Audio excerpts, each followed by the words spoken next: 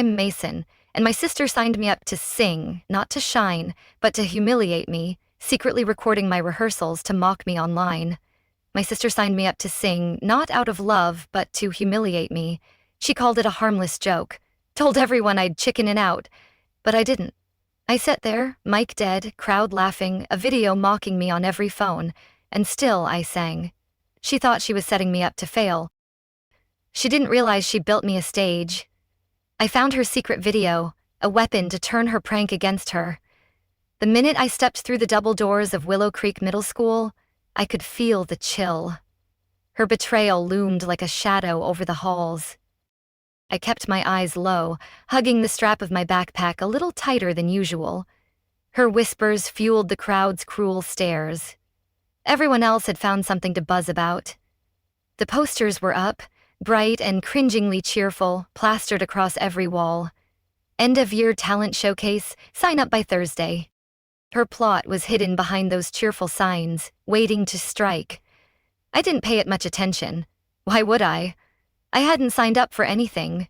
That's why it stopped me cold when a girl I barely knew passed by and muttered with a sideways smirk, "Can't wait to see your big moment, cave girl." I blinked. Cave girl. I followed the low murmur of voices toward the auditorium board where the sign-up sheet had been taped. Students leaned in, chuckling, nudging each other. When the group shifted, I stepped forward. There it was. Sophie Hayes' solo vocal performance closing act. I didn't even remember breathing for the next few seconds.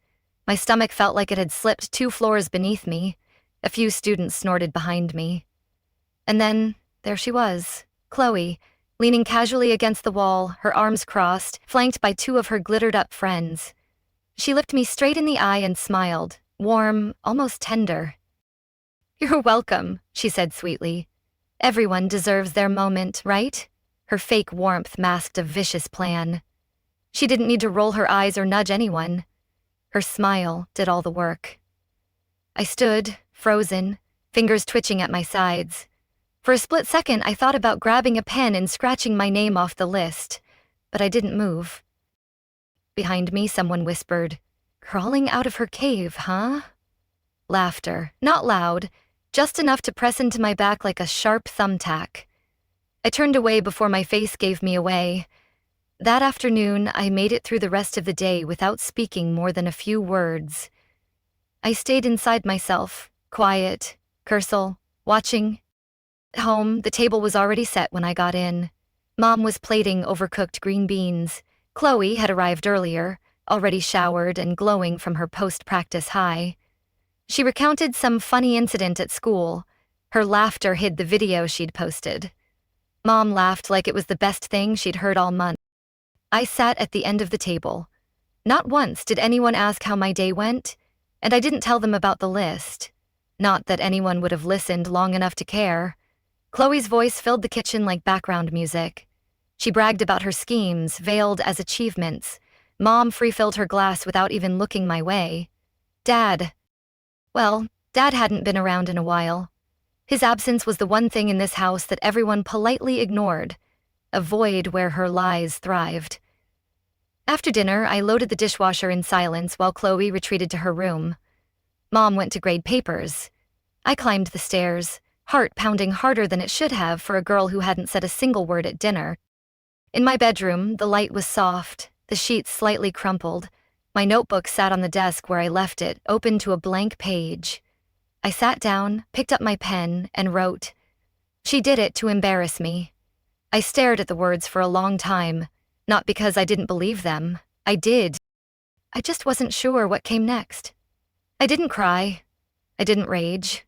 I closed the notebook and laid back, hands clasped on my stomach, eyes fixed on the ceiling fan spinning quietly overhead. Her video played in my mind, fueling my resolve. And now I was going to be the last act on a stage I never wanted to be on. I didn't sign up to sing, but somehow everyone already expected me to fall. That thought stuck with me the next morning as I walked into school 10 minutes earlier than usual.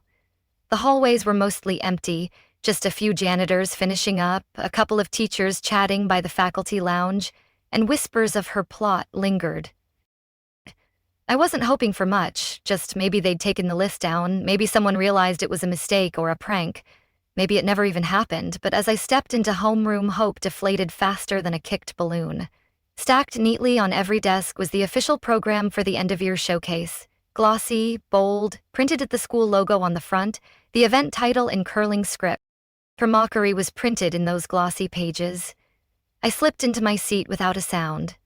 Before I could grab a copy, a girl in the back, Taylor, always loud, always watching, flipped one open, glanced at a page, and then smirked. "You're brave, Sophie. Doing comedy takes guts. You do know it's comedy, right?" I didn't answer. She tossed the booklet onto my desk with a casual flick of her fingers. The second I saw my name, or what was supposed to be my name, my chest went cold. Sarah Goofy, solo vocal, Scarbo. Goofy, not Hayes. Not even close. And Scarbo.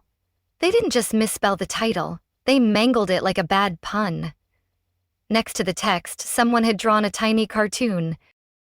A chicken holding a microphone with big googly eyes and little music notes above its head. Like I was a farm animal stumbling into the spotlight for laughs. I couldn't even hear what people were saying around me. The noise blurred like someone had turned down the volume on everything but my heartbeat. Don't react. Don't show them they got to you. I folded the paper slowly, carefully, the way you'd fold something delicate. I slid it into the front pocket of my backpack.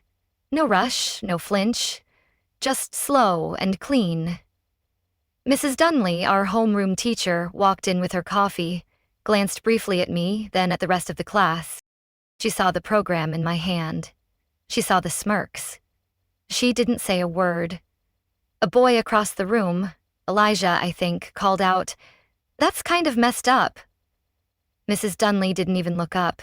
She just shrugged and said, "It's just a joke.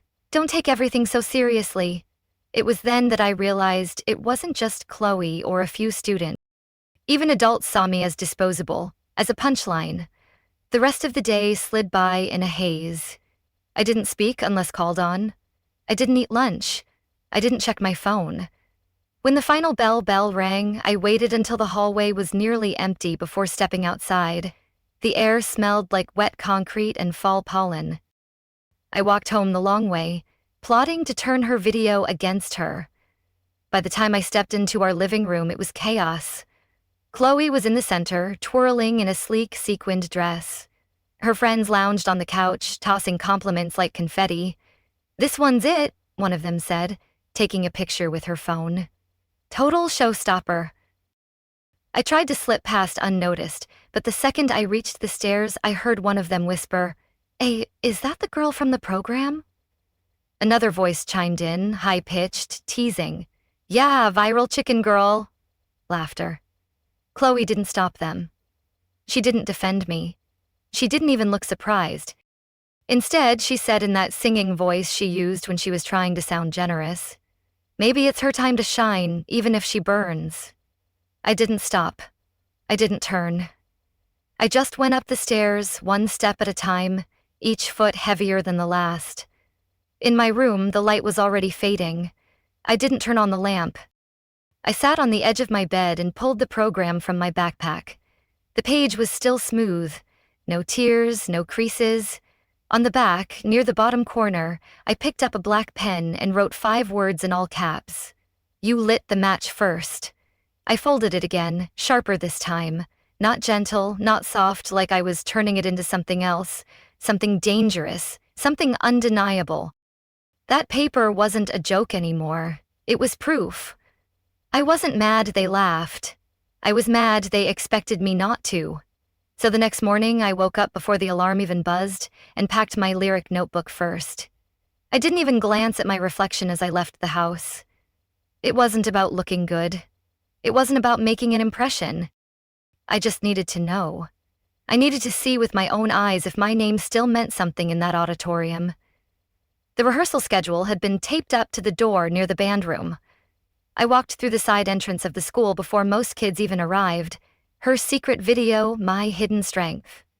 In my hand was the notebook, tattered at the edges, pages softened from years of being opened and closed. It was the only thing I ever inherited from my mom before she passed.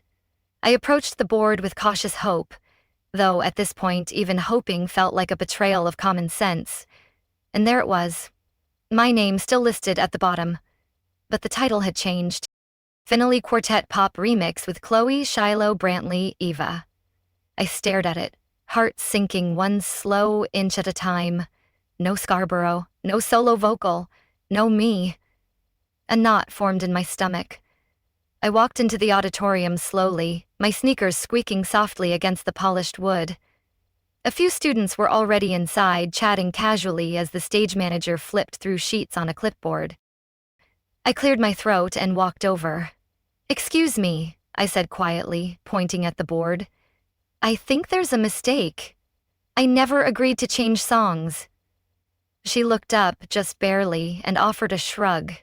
"Oh, they said you switched. Group numbers close stronger, right?"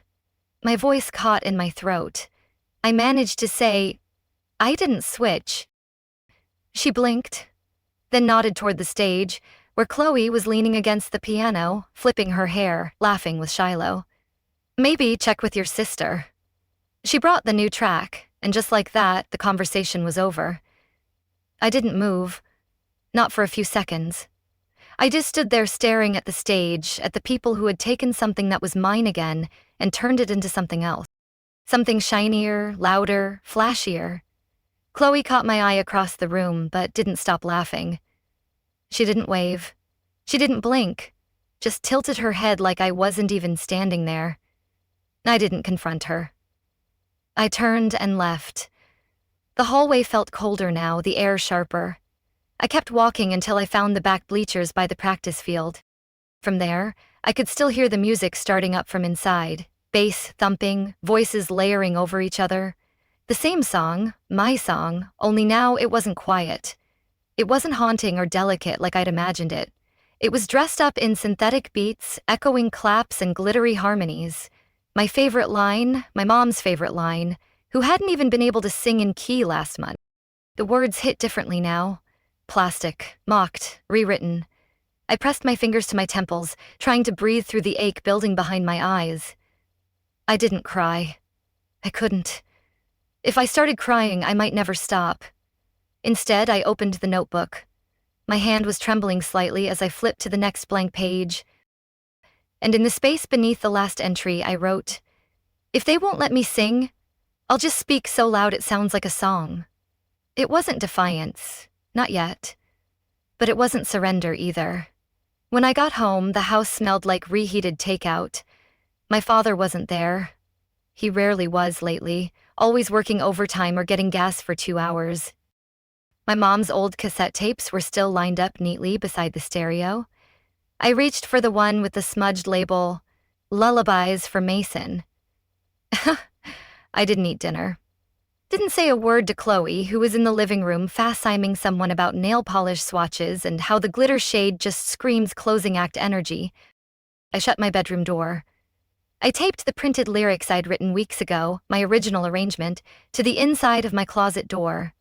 Then I turned on the old stereo, rewound the cassette, and let my mother's voice hum through the static. She always sounded softer on tape. I sat beside the door, knees pulled up, notebook open in my lap, and for the first time in days, I whispered out loud, to no one, "I'm still going to sing no matter what they do." It wasn't loud, but it was mine. I took my solo, but they didn't take my voice. It wasn't even 7 o'clock yet. When I walked into the music hallway the next morning, the building still held that stale smell of old carpet and pencil shavings. I walked past the trophy case, past the line of theater posters faded from sun, and stopped in front of the choir room door. I hadn't planned on saying anything, but after what they did, after hearing my words twisted into a glittery joke, I couldn't keep pretending I didn't care. Mrs. Carver was inside already, setting down her coffee and flipping open the morning's rehearsal chart. She didn't look up as I stepped in. I stood there for a few seconds before speaking. "Mrs. Carver, can I ask something?" She looked over her glasses like I'd interrupted an opera. I cleared my throat, trying not to let it shake. I never signed up for the end-of-year show. Someone else put my name down. And now, the song I prepared, it was replaced without anyone asking me. She blinked slowly, then sighed as she reached for her pen. Sophie, it builds confidence. That's what these things are for. You should be thankful they included you at all. My fingers curled into my palms. I nodded stiffly, biting the inside of my cheek so hard I could taste copper. Okay. It wasn't okay, but I knew from the tone of her voice. It didn't matter if it was or not. I stepped back toward the door, then paused. I'd like to rehearse a different piece, I said. My own. Could I schedule time with a mic? She let out a breath that was half a laugh. You don't need a mic, sweetheart. This isn't Carnegie Hall. Behind me, a few students chuckled. One boy near the back mimed, flapping wings, pretending to hold a microphone with a squawk. Goofy's got pipes, he laughed. I didn't turn around. I just walked out, the soles of my sneakers sticking slightly on the waxed floor. The laughter followed me down the hallway like gum on the bottom of my shoe. I didn't head to class. Not right away. Instead, I sat at the upright piano that had been shoved into the main corridor years ago. One key permanently stuck, the finish chipped. I pressed my fingers to the ivory keys, but didn't play. I just sat there, letting the hallway buzz around me. The janitor passed by, pushing his cart, and for a moment he paused. He didn't say anything, didn't mock me, just gave a nod like I belonged in that space. That was enough to hold me together. Later that night, I skipped dinner again. No one asked why. Chloe was busy modeling her new outfit in front of the full-length mirror in the living room. Dad was on a conference call that lasted hours. I found her video online, my humiliation exposed. I closed my bedroom door and flipped open my journal. The folded schedule, the flyer with my misspelled name and cartoon chicken, lay in a pile beside my desk lamp. I wrote only one line. They took away the sound, so I'll give them the silence they'll never forget. Below that, I drew a box, an empty one. No words, just space. A space that belonged to me. Then I tore the page out carefully, taped it next to the lyrics I'd written, and stared at both until the tape curled slightly at the edges. I stood there a long while. Then I picked up a pen and quietly walked to the school flyer I'd pulled from my backpack earlier, the one taped beside the fridge listing the alternate sign-up sheet. I wrote my name again at the very bottom. Sophie Hayes. A cappella. No mic, no lights, no stage crew, and this time no announcement. I didn't tell anyone, not my dad, not Mrs. Carver, certainly not Chloe. I didn't need applause, I didn't need her approval. I didn't even need a microphone because maybe, just maybe, if they didn't think I needed one, then I didn't need permission either. The rain began sometime after midnight. I hadn't noticed at first, just the subtle shift in air, the weight of the wind pushing against the windows. But as I sat on my bed, legs crossed, the soft patter of drops against the glass became impossible to ignore. Her video's cruelty echoed in my mind. My desk lamp cast a small circle of amber light on the comforter, and I had my old notebook spread out in front of me. The pages were soft with wear, some corners dog-eared, others bent from being stuffed into backpacks too quickly. The ink had bled through in places. Lyrics filled nearly every inch. Scribbled phrases, melody lines, I sketched my plan to expose her. My own chaos, but tucked near the back, taped gently with yellowing masking tape, was my mother's handwritten. Scarborough, a fair lullaby version for when Mason can't sleep. I ran my finger across the words. Her letters were neat, rounded, a little shaky near the bottom, as I planned my counterattack. The memory came back in waves. I must have been 14, feverish, shivering under layers of blankets. Mom had wrapped me in her favorite blue hoodie, the one with a missing drawstring and faded cuffs. I remember her humming from the kitchen, stirring soup with one hand, holding a cassette recorder with the other. Her voice wasn't perfect. She hit wrong notes, but it was soft, safe. She'd knelt beside me that night, tucked the cassette into my pillowcase and said, "This one's for when I'm not there, baby girl." I reached for the old tape now, still kept in a plastic case. It barely worked anymore, but I held it anyway, like proof that something once existed. Then, slowly, I started humming. The same lullaby off-key just like her. I let the words find me, line by line. Not to rewrite the song, just to keep it going. To finish what she started. Are you going to Scarborough Fair? Parsley, sage, rosemary and thyme. She once was a true love of mine. Below her lyrics, I wrote something of my own.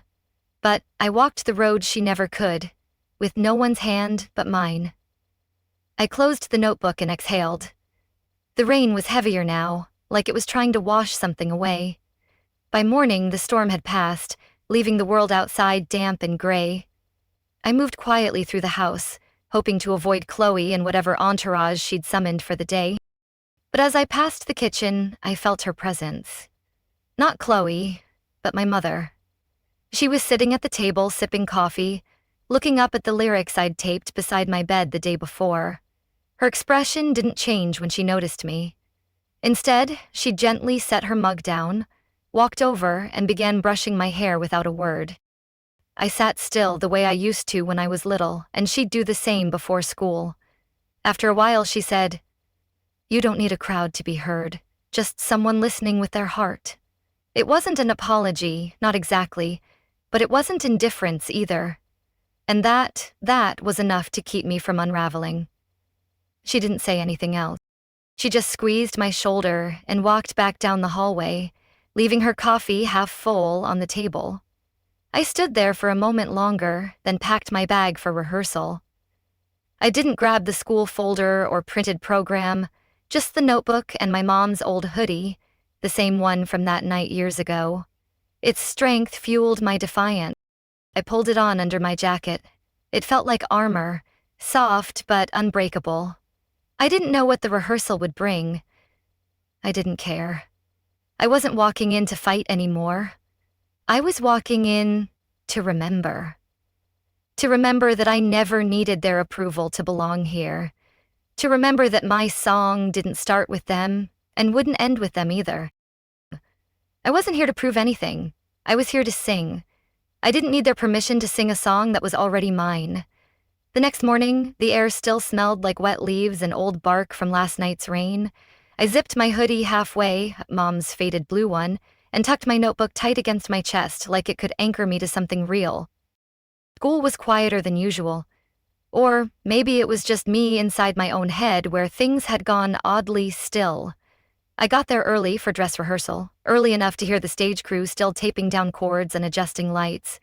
I wasn't on any main list anymore, but someone, maybe the student director, maybe someone trying to be fair, had penciled me in last, almost like an afterthought. I didn't mind. The end would be quiet. Maybe they'd already gone home by then. As I waited backstage, the assistant stage manager handed me a tiny wireless mic.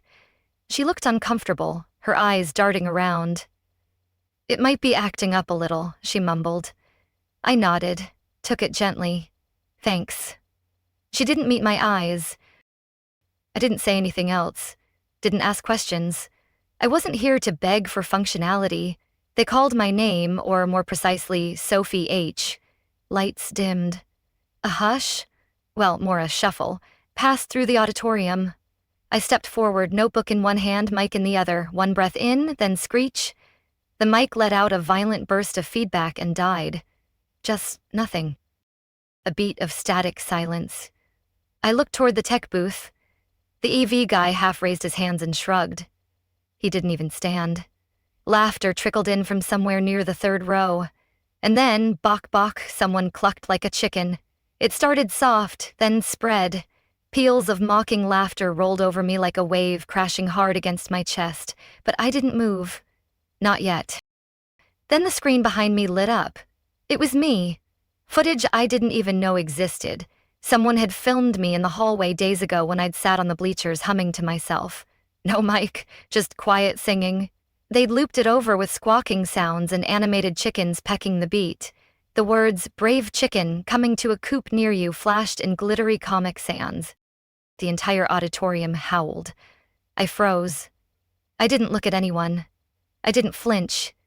I walked to the edge of the stage, slow, deliberate, and gently set the broken mic on the floor like it was made of glass. Then, with no lights, no soundtrack, and no backup, I sang. "Are you going to Scarborough Fair?" My voice wavered, barely audible. But it was real, raw, no filters. For a moment, the laughter faded. Someone even shushed the person next to them. But then, ring. The bell rang. The spell broke. Chairs scraped back. The crowd dispersed, talking loudly, laughing again. I walked off stage like nothing happened. Didn't look back. In the hallway, no one stopped me. No one whispered apologies, not even silence. Just absent. I ducked into the restroom, locked the stall, looked in the mirror. My face was pale, but my eyes steady. They wanted a punchline, a breakdown, a scene. They wanted a show. Fine. I pulled my notebook from my bag and flipped to a blank page. In the center, I wrote, "No spotlight needed, just truth." I underlined it once, then again. That night, my mother waited for me at the kitchen table. I could see the worry in her eyes. Her mouth parted slightly, like she wanted to say, "Are you okay?" But instead, she asked, "Do you want to talk?" I stood in the doorway, hoodie still on, damp around the sleeves. "Don't worry, Mom," I said quietly. "I've decided what I'll do." My voice didn't shake. It didn't rise. It was calm still, but something inside had broken and rebuilt. They didn't know it yet, but they just lit the wrong fire. By 7 o'clock the next morning, the auditorium was still dark, the air inside damp from dew slipping in through the stage doors. I stepped inside, carrying nothing flashy, just my notebook, a battered Walkman, and a burned CD in a thin plastic sleeve. The hoodie I wore had frayed cuffs and faint soup stains from a time Mom had laughed too hard while stirring, but it felt like armor. A substitute AV technician was setting up. Early 20s sons, beard stubble, no nonsense. His name tag said Miles. I walked straight up to him. "I won't need a mic," I said, "but I'd like a clean sound check." He raised an eyebrow, nodded once. "Got it. You've got 5 minutes before the band arrives." I handed him the CD. Track 1, just ambient backing, no vocals. He popped it in, adjusted a few levels, and pressed play. The speakers whispered with soft wind, the faint call of gulls, then the hush of piano-like distant water droplets dancing on keys. I stood center stage, the room still empty, the lights dimmed low. I began to sing, not loudly, not to perform, just to say the words the way I wanted them heard. My voice didn't shake. When I finished, I heard Miles mutter quietly from behind the booth, "You ready?" That was enough. While I stepped backstage to gather my things, something else was starting to stir far from the stage. In the library media room, a senior named Lenani, who'd quietly watched everything all week, clicked upload on a short video titled, "What They Cut Out, The Real Voice." It was raw footage from the hallway, recorded without Sophie's knowledge. Sure, but clean, unedited. Just me, tucked behind a stack of chairs, softly humming, "Scarborough Fair." No farm sounds, no chicken memes, no clown effects. Just me. Small and unpolished, but real. Within an hour, it spread. Kids watched in homeroom, during lunch, in the bathroom between classes. I didn't know any of this yet, but I felt it because when I walked down the science hall after third period, the laughter didn't echo. The sideways glances weren't cruel. Someone actually moved aside for me to pass. A boy I didn't know nodded slightly, his hand stuffed in his hoodie pocket. And then, at my locker, a girl from one of Chloe's circles stepped forward. "I saw the real video," she said, voice low. "I'm sorry for laughing before. It wasn't fair." I blinked. "Thanks," I whispered back, "for listening." That was all. I didn't smile, but something inside me settled like a knot finally starting to untangle. Word spread. Even those who didn't like me didn't know what to do with me anymore, because now I wasn't the punchline. I was the playback, and Chloe, she noticed. It was around 2:30 outside the cafeteria when we crossed paths. She leaned against a locker, arms folded. Her tone had that same sugary glaze she used when she wanted to keep control. "You should thank me." she said, flipping her hair like punctuation. I mean, publicity is still publicity, right? I stared at her for a moment, then said quietly, You taught me how to stand still while people throw things. She smirked, already satisfied. I added, Calm as steel. Now I know how to stand taller. That smirk faltered, and I kept walking. After school, I stopped by the auditorium again. No crowd, just the smell of stale programs and leftover glitter confetti scattered under the front row. I laid out what I would wear for the final performance. A simple blue dress, the same shade as Mom's hoodie. No sequins, no eyeliner, just me. Then I opened my notebook. I took the crumpled program, the one where they'd written Sarah Goofy, and taped it inside the back cover. I looked at it for a moment, my heart still no longer bleeding. Thanks, I whispered. You helped me write the final verse. The joke was over. What came next would be silence they'd never forget. I stood behind the heavy velvet curtain, my heart tapping quietly against my ribs, my fingers curled around the edges of my lyric notebook. I held her video, ready to expose her deceit.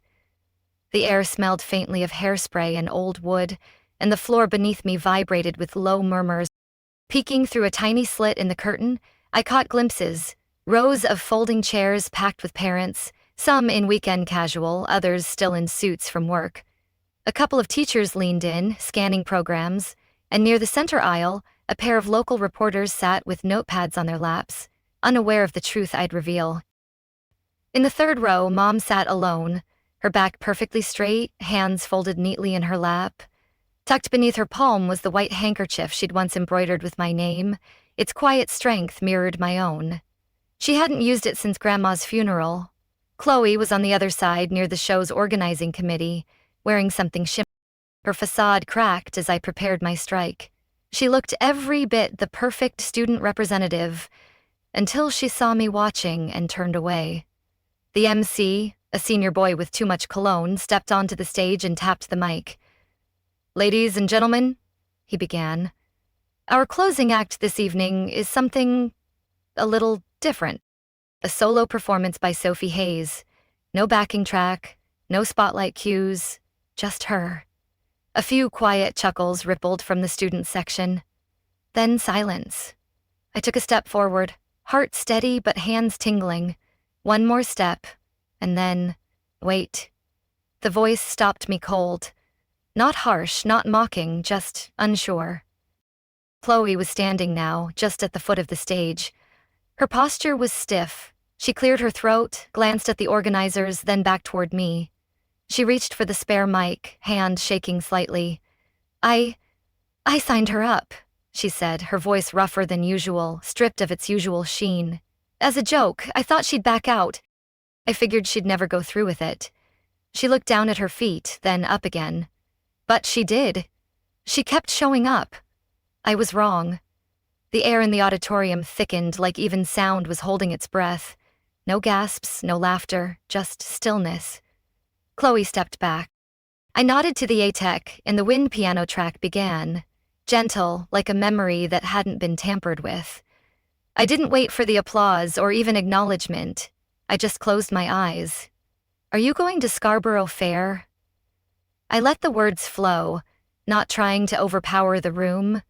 Just share something that had always belonged to me.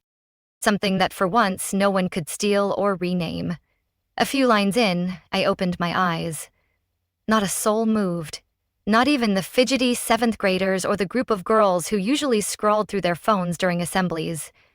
In the third row, my mom had both hands pressed to her mouth, her eyes shimmering. My voice didn't soar. It didn't need to. It settled over them like dusk. Then she shall be a true love of mine. I didn't bow. I didn't wave. I opened my notebook facing the audience, revealing the page taped inside the program flyer from weeks ago, the one with the smudged ink that still read Sarah Goofy solo vocal. I held it for 3 seconds, not to explain, not to shame, just to show. Then I lowered it. At first, nothing, just breath and blinking. Then Mrs. Garver, my music teacher, stood. Then a parent. Then a line of students. Then the entire auditorium. They stood for me. For once, I wasn't being pied, I wasn't being tolerated. They stood because they heard me. I didn't smile. I didn't break down. I just stepped back from the microphone, though I'd never needed one, and said into the hush, "Thank you for hearing me for real this time." Then I walked off stage and into my mother's arms. I didn't just sing. I rewrote the silence they left me in. The next morning was strangely quiet, the kind of quiet that didn't feel heavy anymore, just still, like the world was letting me breathe. I hadn't spoken to anyone yet. I didn't need to. On my way out to school, I spotted something taped to the front door, a pale yellow envelope, no stamp, no logo, just my name in pencil, Sophie, with slightly shaky handwriting that looked nothing like any of my teachers. I slid a finger under the flap, opened it slowly. Inside was a small sheet of music paper, bearing words that echoed my victory. Written in careful block letters, only one sentence. "Thank you for being the voice for the rest of us. You don't know me, but I heard you." I stood on the porch holding that note longer than I should have. The paper felt delicate, but the words felt stronger than anything anyone had said to me all year. At school, the air was different, not just around me, but everywhere. The hallway didn't buzz with gossip or echo with sarcastic cluck. I passed by the student bulletin board near the office. Taped to the top corner was a new edition. A candid photo, me, center stage, caught mid-note, the light behind me instead of on me. Below it was a caption handwritten in bold marker. "Sophie Hayes Soloist, winner of the Silent Impact Award. Voted by students." I didn't stop. I didn't take a picture. I just kept walking because I didn't need proof anymore. Halfway down the hallway, I spotted him. The janitor from weeks ago. The one who paused while I hummed beside the old piano. This time, as I walked past, he caught my eye and placed his hand gently over his chest. No words, just acknowledgement. I gave a slight nod and kept going, but my eyes stung just for a moment. That afternoon, I stopped at the corner diner near Elm Street to grab a sandwich before heading home. It was one of those places that smelled like coffee and cinnamon and hadn't changed its wallpaper since the 90s. I was reaching for a napkin when a voice spoke from the next booth. "You're the one who sang the folk song, right?" I turned. An elderly couple sat side by side. The woman smiled softly. The man's eyes were pale blue and kind. I nodded. He leaned forward just a little. Reminded me of my daughter before she passed. She sang just like that, like the world forgot, but she remembered. I didn't know what to say. I just smiled, touched my heart, and whispered, "Thank you." That evening, my phone buzzed. It was from Chloe. "You deserve it. No emojis, no punctuation." I didn't reply, but I took a screenshot. Then I deleted the thread. Not out of spite, not even sadness, just peace. I wasn't trying to keep her out of my life anymore. I was just done making space for anyone who didn't know how to sit quietly when someone else was trying to speak. That night, I curled up in bed with my old notebook and a fresh pen. The cassette my mom recorded was still on my nightstand, even if I hadn't played it since that morning. I flipped to a blank page near the back, and I wrote "The voice they tried to bury," and underneath it in smaller letters, "But roots grow deep." I'd silenced her mockery, but her betrayal left scars, a reminder that courage heals, yet trust rebuilds slowly.